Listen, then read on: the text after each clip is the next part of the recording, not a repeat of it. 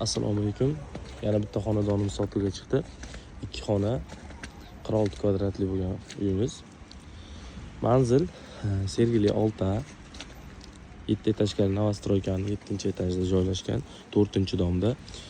O'zimizning uyimiz, yetmagan ipotekaga ham chiqarib beramiz. Xonadonimiz aboy qilingan, yaxshi holatda turibdi. Yevro remont, bez mebel texnika. Arendga keladigan bo'lsak, 2-metro bekatidan 500 metrcha bu yoqqa kiriladi. Mashina bozorda shuni orqasidagi Novostroykalar ko'pchilik bilishadi. Arendlar ham juda yaxshi joyda joylashgan. Kvartirani to'lib qo'yaman desanglar, misol uchun $400-450 turishadi. Ichiga narsalar qo'yib bersanglar, o'zimiz 1-2 kun ichida qo'yib beramiz. Yaxshi xonadon, shuni ham videoni oxirigacha ko'rsanglar, ichlarini obzorini qilib ko'rsatib beraman. Xonadonimizga kirib oldik. Kirishimiz shunaqa koridor, to'g'richa, kirish eshigimiz. Bu yerda sanuzil joylashgan. Sanuzil ichmak turibdi. Kengashida ichmak qilib joylab qo'yilgan. Uyimizda remontli holatda turibdi. Lustralari bor, aboy qilingan holatda turibdi. Bu mehmonxona qilsa ham bo'laveradi. Endi buni kvadraturasiga, narxiga yarasha xonadonimiz. Buni ko'pincha ijara qilib qo'ysangiz yutasiz.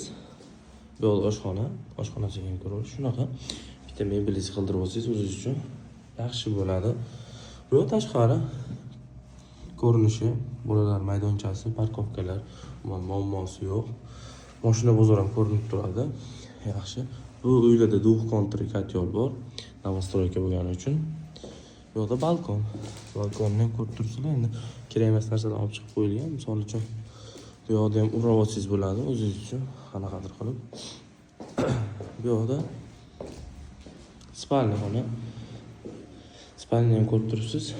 Normalni o'ziga yarasha. Agar kvartirani qo'yaman desangiz, ijarachini ham o'zimiz qo'yib beramiz. Xohlasangiz, shuni mebel texnikasini qo'yib bersangiz, 400-450 kamiga odam qo'yib topib beramiz 1 kun, 2 kunda ichiga. Uyimizdan narxiga keladigan bo'lsa, $49,000 deb turibmiz. Kelishadigan joyi bor. Pastdan nomerlar qoldiraman. Bemalol aloqaga chiqsanglar bo'ladi. Chiroyli narxda qilib beramiz. Yetmaganini ipotekaga ham chiqarib beramiz. Agar bankni tanishlaring bo'lsa, o'zlaringiz hisoblattirib olasizlar. Biz bank emasmiz. Shunaqa. Hech qanaqa qarzdorchilik yo'q. Dokumentlari ham to'ppa-to'g'ri. Sразу notariusda kalitni bo'lajak uy egalarini qo'liga topshiramiz.